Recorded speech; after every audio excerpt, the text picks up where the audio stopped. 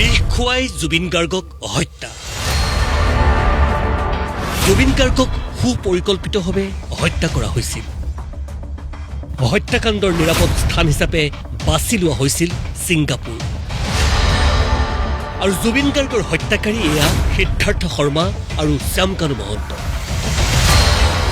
এই কথা আমাৰ নহয়, SITৰ আগত এই ভয়ংকৰ স্বীকাৰোক্তি শেখৰ জ্যোতি গোস্বামীৰ। শেখৰ জ্যোতি গোস্বামী এইজন ঘটনাৰ সময়ত ছিংগাপুৰৰ সাগৰত বিনোদনত ব্যস্ত আছিল এই শেখৰ গোস্বামী। জুবিন গাৰ্গৰ স্বাস্থ্যৰ সবিশেষ জানিও পানীত নামিবলৈ প্ৰৰোচিত কৰা মানুহজনেই আছিল শেখৰ। শেখৰহঁতৰ বাবেই অকাল মৃত্যুক সাৱটিলে জুবিন গাৰ্গে। আৰু তাৰ পিছত শেখৰৰ নতুন নতুন ৰূপ আৰম্ভ। গুৱাহাটীত উপস্থিত হৈ শেখৰে আনিছিল গুৰুতৰ অভিযোগ সিদ্ধাৰ্থ শ্যামকানুৰ বিৰুদ্ধে। ঢেলা পৰা নিচিনা হৈ গৈছিল, মানে একদম বৰফ দিয়া মাছটো যেনেকৈ থাকে সেনেকুৱা টাইপ হৈ গৈছিল, কিন্তু বেছি নীলা হৈ গৈছিল। নাকৰ এইখিনি নীলা হৈ গৈছিল, ওঁঠখনৰ এইখিনি নীলা হৈ গৈছিল, জিভাখন ভিতৰত এনেকৈ থাকি গ'ল। সেইটো কিয় বা হৈছিল? জিভাখন বাৰে বাৰে ইহঁতৰ মানুহবিলাকে মেডিকেলৰ মানুহবিলাকে কিবা মুখত এনেকৈ সোমাই পেলাই চিধাও কৰিছিল। কিবা এটা লেক হৈছে চাগে, যিকাৰণে তেওঁৰ পানীতটো আধা ঘণ্টা বা 15 মিনিটো ডুবি থকা নাই।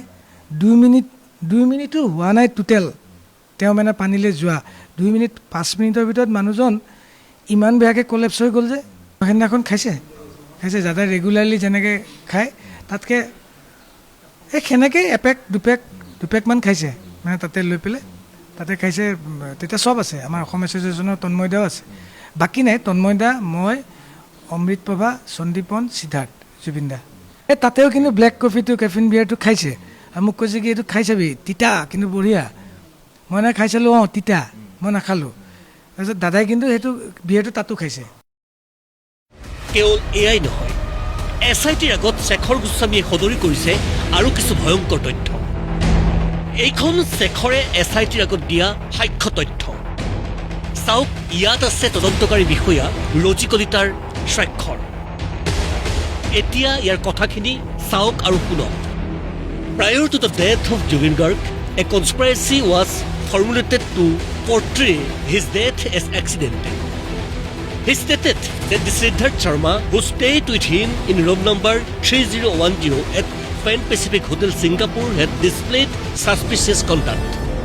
When Sri Jubin Garg was gasping for breath, almost drowning, Siddharth Sharma was heard shouting, "Jabode, Jabode, let him go, let him go."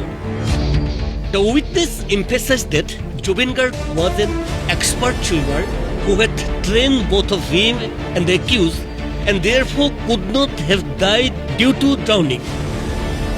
He alleged that Sri Sharma and Sri Syamkanu Mohanto had poisoned the victim and deliberately chosen a foreign venue to conceal their conspiracy. Sri Sharma also instructed him not to share the yacht's videos with anyone. Yet aru likha ase, when Jubin Garg was frothing by mouth and nose, the accused Siddharth Sharma dismissed it as acid reflux and assured others there was nothing to worry about, instead of providing necessary medical facilities. কি ভয়ংকৰ তথ্য! জুবিন গাৰ্গৰ মৃত্যু এক পৰিকল্পিত ষড়যন্ত্ৰ। ছিংগাপুৰৰ PAN Pacific হোটেলৰ 3010 নম্বৰৰ কোঠাত থকা সিদ্ধাৰ্থ শৰ্মাৰ চাল চলন আছিল সম্পূৰ্ণ সন্দেহজনক। ইয়াতত পাৰ্টি কৰিবৰ বাবে সুৰাৰ যোগানো ধৰিছিল সিদ্ধাৰ্থই নিজে।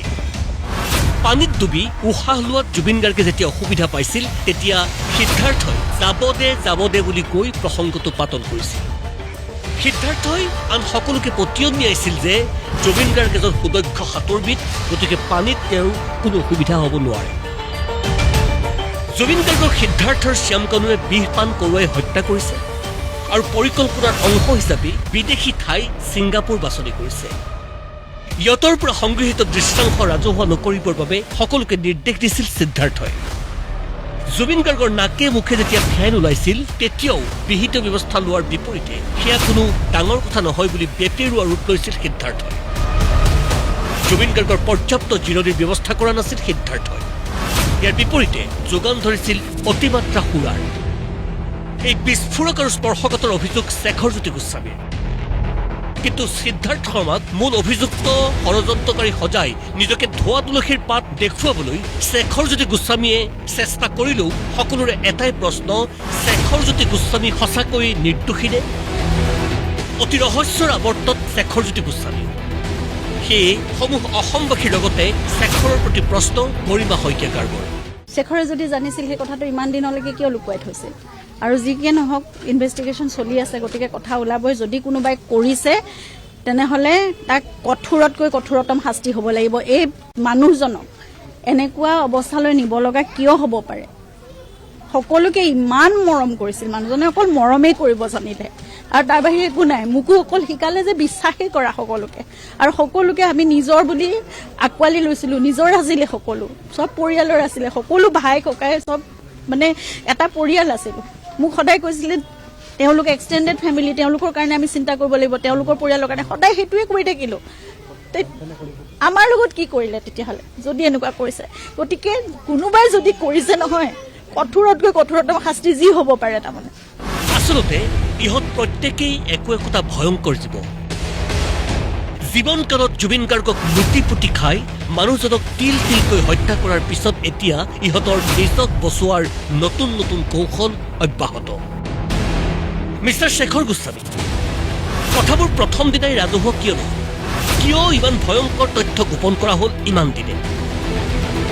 এটা কথা ধ্ৰুৱ সত্য, যদি সিদ্ধাৰ্থ শ্যামকানু জুবিন গাৰ্গ হত্যাকাণ্ডৰ ষড়যন্ত্ৰকাৰী, তেন্তে শেখৰ গোস্বামী, অমৃতপ্ৰভা মূল সহযোগকাৰী। ব্যুৰো ৰিপৰ্ট, প্ৰতিদিন টাইম।